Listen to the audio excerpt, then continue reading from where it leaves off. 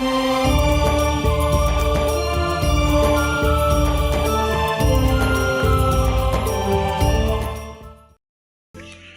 इतने गिर चुके हैं, इतना सतर गिर गया हमारा, हमने सिर्फ ये संसारिक भौतिक सुख दिखाई देते हैं, नथिंग एल्स। और इनके पाने के लिए, यहाँ की सुख की फोकट महिमा बनाने के लिए हम कुछ भी आगा पीछा नहीं देखते।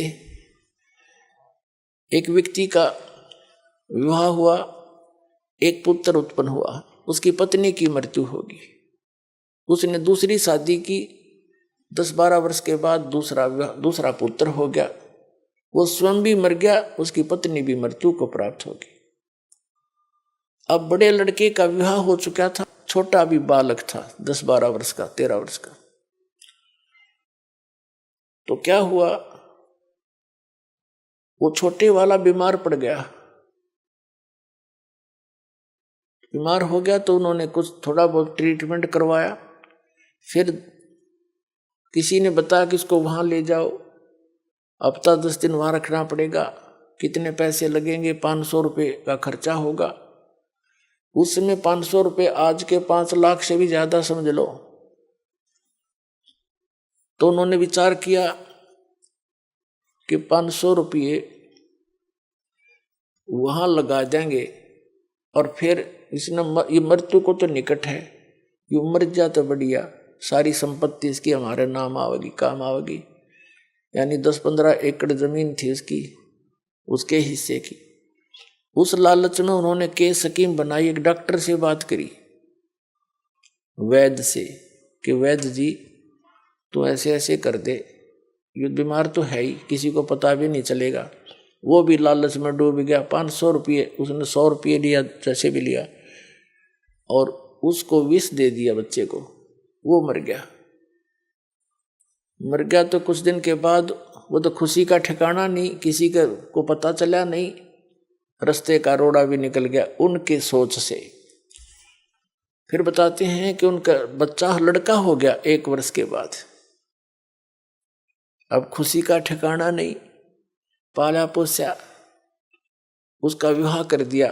16 जल्दी विवाह कर देते थे तो 12-13 वर्ष के का, 15-16 वर्ष का जब वो लड़का हो गया, बीमार हो गया, संतान कोई थी नहीं, इतना बीमार हो गया कि अपने पुत्र को उन्होंने, जहां भी जिसने बताया, झाड़ फूक करने वाला या कोई वैद्य डॉक्टर, सब जगह ले गए, वो जमीन भी बेच दी, आधे से भी अधिक, और उसको कोई आराम होने का नाम नहीं। एक दिन वो उसका पिता बैठा, लड़का लेटा हुआ चारपाई पर, कति अस्थि पिंजर शेष था। तब उस लड़के ने कहा कि भाई साहब, अपने पिता की तरफ मुंह करके कहा, भाई साहब। अब उसने सोचा तो कति इसकी बुद्धि भी खत्म हो ली, मुझे भाई कहने लग गया।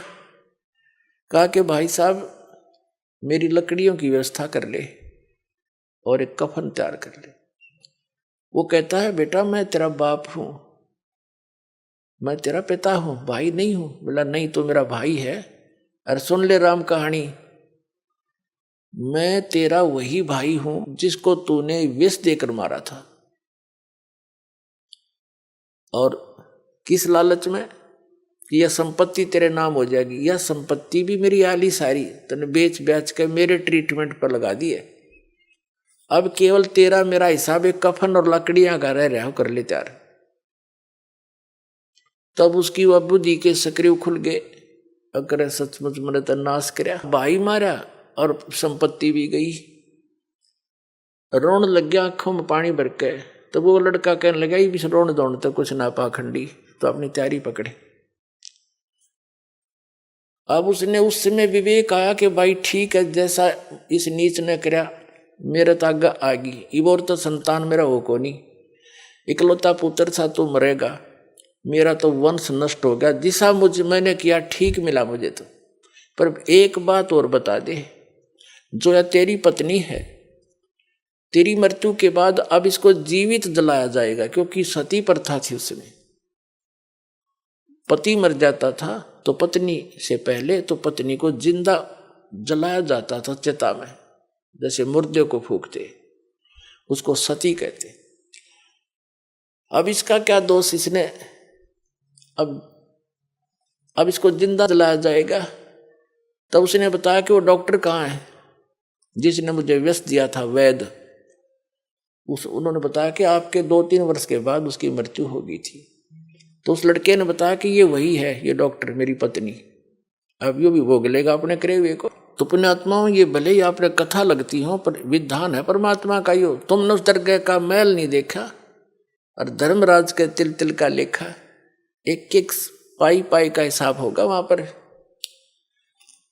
तो इस प्रकार हमने परमात्मा पर विश्वास करके, और जो साधना दास बताता है इसको करके देखो, और फिर लाभ देखिए उस परम पिता के। आपकी किस्मत से न्यारे देने लगेगा आपने, आप सोच भी नहीं सकोगे भगवान, हम तो सुना करते भगवान ऐसा कर देता है, पर और आज हो रहे हैं हमारे साथ। आपके कई दिन में समझ में नहीं आओ यू हुआ कैसे, यू कार्य कदे सोच भी ना सकते, यू तो किसी तरह भी होने का नहीं था, और ऐसे कर देगा आसानी से, आप सोच भी नहीं सकते। और फिर आपका विश्वास और दृढ़ होगा, ऐसे भक्ति में लग जाओ। नमस्कार जी। सत साहब जी। क्या नाम है आपका? सलिंदर सिंह। सलेंदर जी, कहाँ से आए हैं आप? मोहाली, पंजाब से। आपको संत रामपाल जी महाराज से नाम दीक्षा लेने के बाद और क्या क्या लाभ मिले?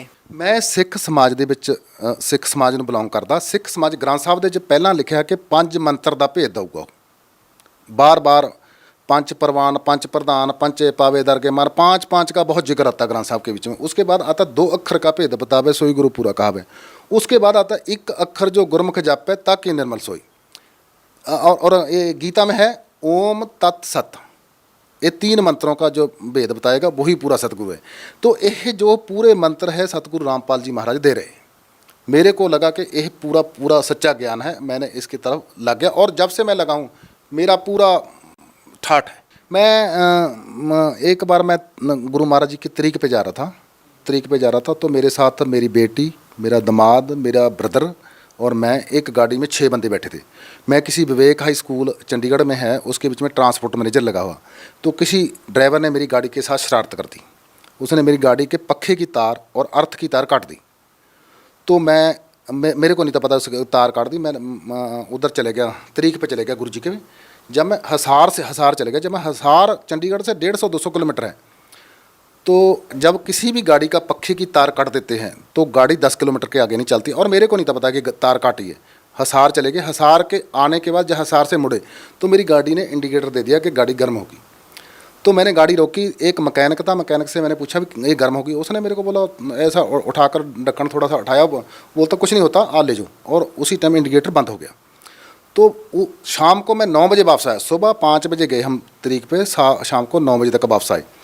तो 9 बजे तक आए, मेरी गाड़ी कहीं गर्म नहीं हुई, मेरी गाड़ी को कुछ नहीं हुआ। और मैंने बड़े बड़े इंजीनियर से पूछा, बड़े बड़े ड्राइवरों से पूछा। जब मैं दूसरे दिन स्कूल में आकर किसी ड्राइवर से ये शेयर की बात कि मेरी गाड़ी के बीच में थोड़ा इंडिकेटर दिखा देता उसने, तो उसने बताया कि यार ऐसा नहीं दिखा सकती, चलो देखते हैं। जब उसने देखा तो देखा पक्खे की तार काटी हुई और अर्थ की तार काटी हुई। तो वो बोलता गाड़ी चल ही नहीं सकती। पूरा स्कूल इस चीज़ से हैरान था भी गाड़ी चल ही नहीं सकती। तो आप देख लो भगत सिंह 300-350 किलोमीटर गाड़ी चल कर आई और मैंने उसी टाइम मैकेनिक को बुलाकर उस तारों को जोड़िया।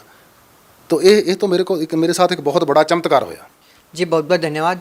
सत साहब।